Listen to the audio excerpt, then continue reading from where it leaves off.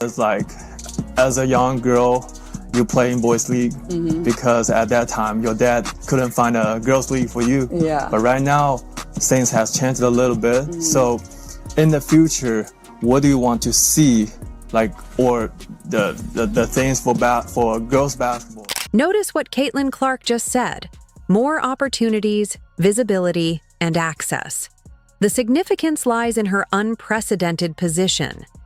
In women's basketball, no one has ever held this level of cultural attention. She is no longer asking for it. She commands it, evidenced by 2.2 million views on a Nike ad in under a day. Therefore, when Clark discusses the sport's future, she isn't just theorizing. From a platform of proven influence, she is actively, tangibly building it. Her words are a blueprint, backed by immense reach and real-time impact. Indiana Fever superstar Caitlin Clark has already made a massive impact on the growth of women's basketball, has experienced over the last few years. In fact, she, along with several others, because my God, y'all can't not name somebody else, Angel Reese, Paige Beckers, please, has been the driving force in this growth, especially within the WNBA. While there have been popular players and well-known names in women's basketball. The interview arrived December 26, 2025. Context crucial. Just one day prior, Nike finally debuted Clark's premiere commercial, a major production airing during the NFL's Christmas Day game. This was not a minor clip, but a mainstream statement. The moment's significance was underscored when another sponsor, State Farm, publicly commented on Nike's ad mid-game. This spotlight raises the pivotal question. After 8 months of partnership, why did Nike wait so long for this flagship reveal? The delay itself underscores the shifting, unprecedented scale of Clark's influence. So, a little reaction from this video right here. Of course, the tagline is "from anywhere," meaning she can shoot a three and hit it from anywhere. This guy says, "How about South Korea?" About time. This is one cool ad, and about time Nike from anywhere. Yeah, I mean, even State Farm. Somebody who sponsors her just weighed in on another sponsor's actual ad. That's pretty wild. State Farm. 2.5 million views, just on Nike's official channel, is a monumental number, amplified by countless shares across media. The question of timing is critical. Nike had clear opportunities: draft night in April, her contract signing, or her professional debut. Instead, they waited for the strategic firepower of Christmas Day, the year's biggest sports viewing stage outside the Super Bowl, with NFL and NBA games commanding a massive cross-demographic audience. This choice frames the delay not as a missed opportunity, but as a calculated play for maximum mainstream impact. Given that Clark has been the sport's defining story for years, the commercial's excellence only makes the 8-month wait more perplexing. Was it patience for the perfect moment, or a failure to capitalize on meteoric momentum in real time? The record-breaking viewership suggests the timing ultimately worked, yet the prolonged hold remains a debated point in managing a generational star's rise. Not wrong. It's influencing young girls to get out there and play basketball and give them more opportunities to play basketball. Now, I don't know, is it hard to find opportunities to play basketball as a young girl? I know even here in rural East Texas, we had junior high and high school girls basketball, even in a very small school like I went to, which was like, we literally had 500 students, 800 students in the whole school. I can't remember now. My senior class had 32 people in it. But we had full team and we had some good... Caitlin Clark's interview reveals the scope of her vision. She articulates a role extending far beyond her own stat line, focusing squarely on systemic access.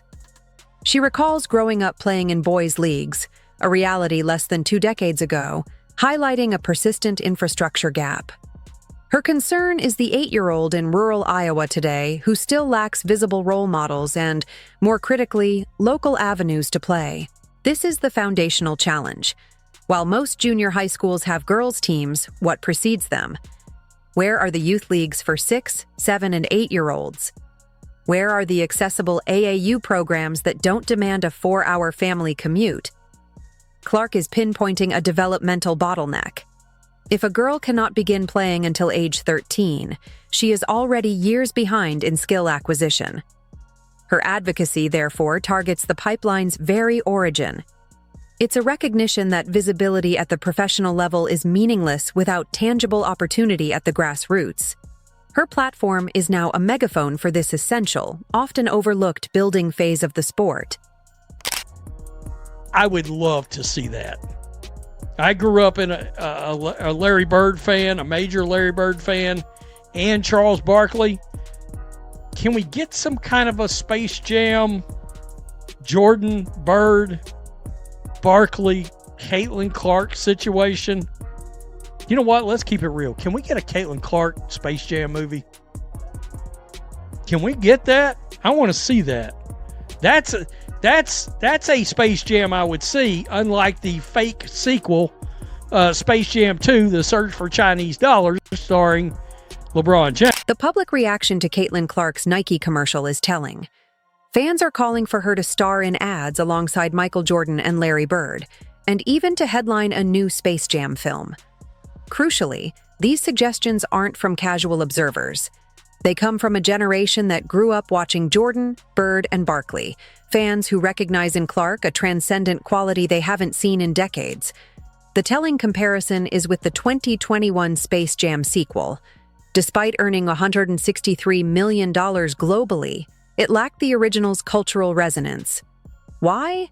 Because LeBron James, for all his historic greatness, never captured the broad, casual imagination like Michael Jordan did. Clark, however, is demonstrating that rare, cross-cultural appeal. Her audience extends far beyond dedicated WNBA fans. She is actively drawing in viewers who don't typically watch women's basketball, or any basketball at all. This ability to attract new eyes is what defines a true cultural phenomenon. Nevertheless, awesome spot. I don't get it. I mean, this commercial could have, about effing time, Nike. I mean, this commercial could have been put out like the first month she hit the league. I still don't think we can act like Nike's done a good job with this. The Nike tagline, "From Anywhere," carries a powerful dual meaning. It directly references Clark's unprecedented three-point range, her ability to hit logo shots from distances that redefine the game. But on a deeper level, it encapsulates her extraordinary journey, from a small town in Iowa to selling out arenas nationwide, and from playing in boys' leagues to becoming the global face of women's basketball. This message of rising from anywhere to everywhere is crafted for worldwide resonance. This global intent is strategic.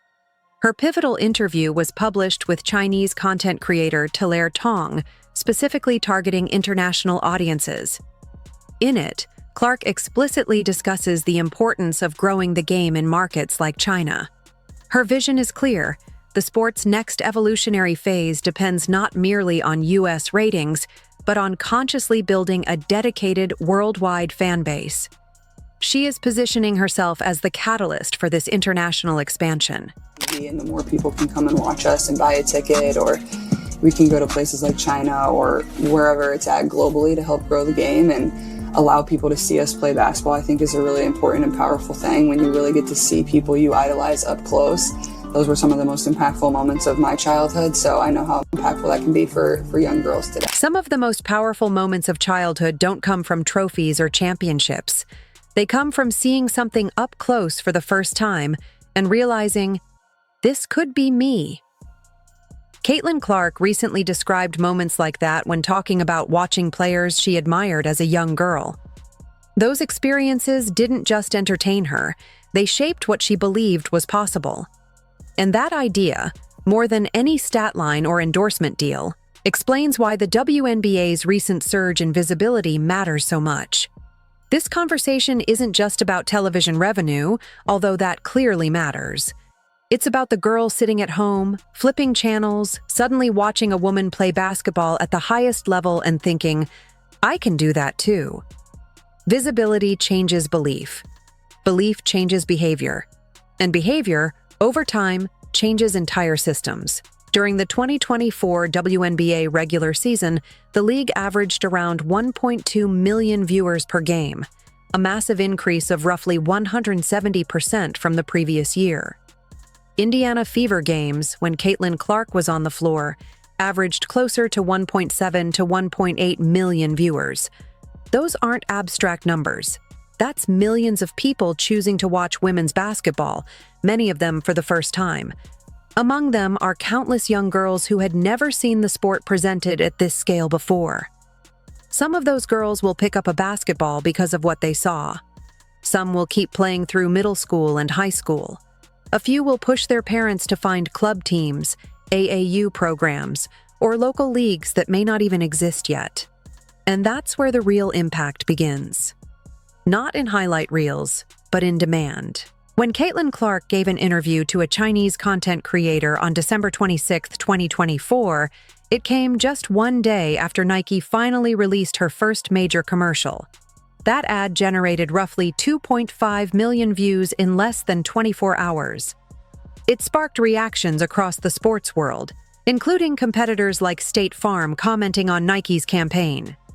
It even reignited conversations about Clark potentially appearing alongside Michael Jordan and Larry Bird in future Nike basketball marketing. The commercial's success made one thing painfully obvious: the delay made no sense. Nike had nearly 8 months to capitalize on the biggest story in women's sports and waited until Christmas Day. That hesitation is baffling. But what matters far more than Nike's marketing timeline is what Clark actually chose to focus on when she was given the platform. When asked about the future of girls' basketball, she didn't talk about salaries, arenas, or television contracts. She talked about access. She talked about opportunity. She talked about being able to see professional players up close, the same way she once did. That response reveals something fundamental about how she views her role. Clark isn't just focused on maximizing her own earnings or building her personal brand. She's thinking about the foundation beneath the sport itself. She spoke openly about growing up in rural America and playing in boys' leagues because girls' leagues simply weren't available. That wasn't some distant past. That was less than 2 decades ago. And even now, in 2024, with all the progress women's basketball has made, that same situation still exists in many small towns across the country. 8-year-old girls who want to play basketball can't find teams. Parents can't find leagues. The infrastructure just isn't there. This is where Clark's influence becomes tangible. The WNBA's viewership growth isn't just a media story, it's the beginning of a supply and demand shift. Millions of new viewers create interest. Interest creates pressure. Pressure forces communities, schools, and organizations to respond. Youth leagues don't appear out of nowhere. They appear because parents start asking why they don't exist. The numbers back this up. With the WNBA averaging over 1 million viewers per game and Fever games pushing even higher, that exposure is translating into real-world participation. Some percentage of those viewers will take action. Some will join school teams. Some will push local rec centers to start programs. That's how infrastructure is built. Not top-down, but from visibility that creates demand. Nike's commercial reinforces this idea through its "From Anywhere" tagline. On the surface, it's about Clark's shooting range, the logo threes, the 30-foot shots, the kind of offense that breaks defensive schemes. But underneath that, the message is about her journey. From a small town in Iowa to sold-out arenas nationwide. From boys' leagues to becoming the face of women's basketball. From anywhere to everywhere. That message resonates far beyond basketball. It connects with any girl who's ever been told her dreams are unrealistic or too ambitious. Clark understands that symbolism, whether Nike intended it or not. She also understands that this moment isn't confined to the United States. The interview with Chinese media wasn't accidental. It was a deliberate step toward international visibility. Clark spoke about the importance of WNBA teams traveling to places like China to grow the game globally. She's not thinking about domestic television ratings in isolation. She's thinking about building a worldwide fan base that can sustain the league for decades. That global mindset is part of what separates her from great players who came before. The comparisons to Space Jam, to Michael Jordan-era marketing, aren't coming solely from die-hard WNBA fans. They're coming from casual viewers, people who grew up watching Jordan, Bird, and Magic, and recognize that same transcendent pull. Clark is attracting people who don't normally watch basketball at all. That's the difference between a great player and a transformative figure. Great players dominate within their sport. Transformative figures expand it. Caitlin Clark is doing both at the same time. On the court, she averaged 19.2 points and 8.4 assists per game as a rookie, leading the league in assists while facing some of the most physical defensive attention any first-year player has ever encountered. Off the court, she's reshaping how networks value women's sports broadcasting. Her presence will influence the next WNBA television contract. Expansion teams are being discussed in cities that previously showed little interest in women's basketball. Youth participation is rising nationwide. These aren't coincidences. They're the result of one player capturing mainstream attention and holding it. So when Clark talks about wanting more opportunities for young girls, she isn't being naive or idealistic. She's describing a process that's already underway. Visibility creates demand. Demand creates infrastructure.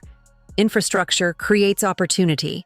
Opportunity produces the next generation of players. Players who will push the sport even further. Windows like this don't stay open forever. The attention is here right now. The viewership is here right now. The cultural momentum is here right now. Nike waited 8 months to release a commercial. How many other opportunities are being delayed, postponed, or missed entirely because organizations are moving at a traditional pace in a landscape that has fundamentally changed? Clark is thinking about 8-year-old girls who need leagues. She's thinking about international growth while her name recognition is peaking. She's thinking about building something that will outlast her playing career. The institutions around her need to match that vision with execution. Not next season, not next year, but now. Caitlin Clark is doing her part. Record viewership, sold-out arenas, international interviews, viral commercials. And through it all, she keeps talking about opportunity for the next generation, not just her own success. The question is whether everyone else can keep up. Drop your thoughts in the comments. Are the institutions moving fast enough, or are they already falling behind?